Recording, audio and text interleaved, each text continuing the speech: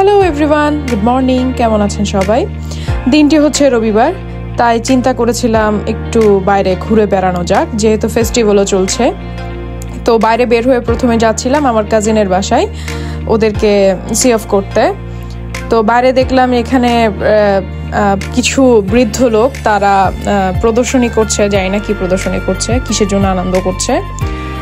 ওকে, তারপরে বুঝতে পারলাম যে যেহেতু এটা 25th ফেস্টিভ্যাল, রিভার ফেস্টিভ্যাল, সেই জন্য এই গ্রুপটা আনন্দ করছিল। এটি হচ্ছে যে হে মার্কেট, বাচ্চাদের খেলার জায়গা। আর এগুলো হলো মাসাজ চেয়ার, আপনি 1 পাউন্ড দিয়ে সুন্দর মাসাজ পেয়ে যাবেন। এটি হলো প্রাইমার্ক, ইউকের মধ্যে আপনি সবচেয়ে কম দামে এখানে বিভিন্ন ধরনের বিশেষ করে ক্লথস প্রোডাক্ট, মেকআপ প্রোডাক্ট সেগুলো পেয়ে থাকবেন।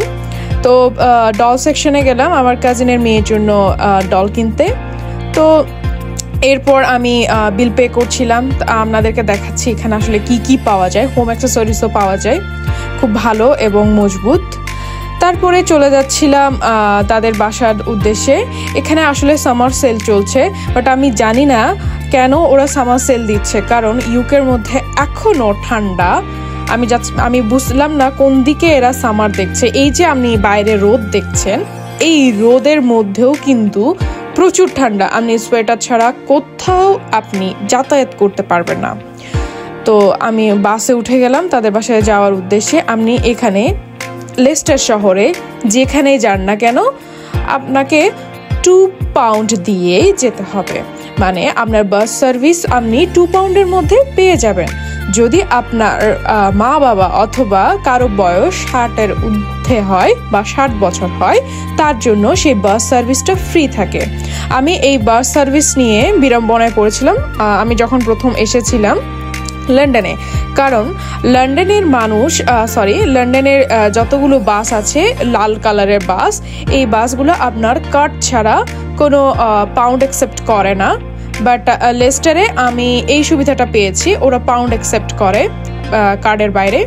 এরপর তাদের সাথে মিট করে চলে আসলাম আবার সেই রিভার ফেস্টিভ্যালে।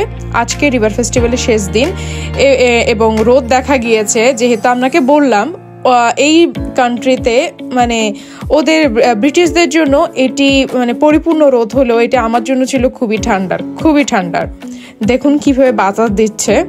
সো যেহেতু রোদ দেখা গিয়েছে, সবাই বের হয়ে পড়েছে, কেউ ছবি তুলবে, কেউ এই রোদটাকে এনজয় করবে। বিশেষ করে সাদা চামড়ার মানুষ এই রোদটা খুবই এনজয় করে।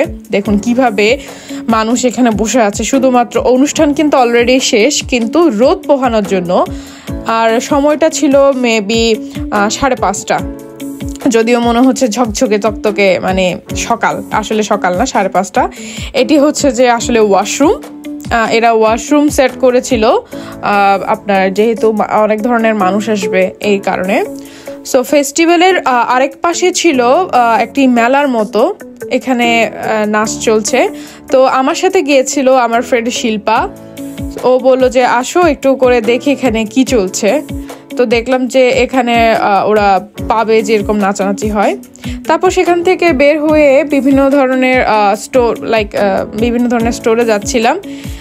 এগুলো হচ্ছে যে আপনি এখানে শুট করে কিছু ফেলতে পারলে আপনাকে ডল অথবা কিছু দেবে। বাচ্চাদের জন্য বেশিরভাগ এগুলো করা, বলতে গেলে এই পাশের ফেস্টিভ্যালে সব কিছুই হচ্ছে যে আপনার বাচ্চাদের খেলার জন্য।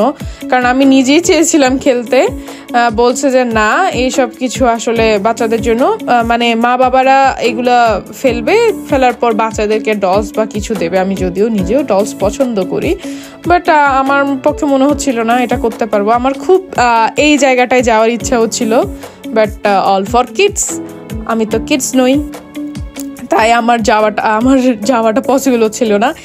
তারপরে দেখলাম যে, আমি বললাম না, এরা পানি, মানে এই যে পানি যখন পেলো, সামারে ওরা পানি পেলে খুব খুশি হয়ে যায়। এই আফ্রিকান বাচ্চাটা খুবই সুন্দর ছিল। এখন বাজে 9:30, হ্যাঁ রাত 9:30। এই তো রাত 12টায় বাসার উদ্দেশ্যে রওনা দিলাম হেঁটে। Bye bye.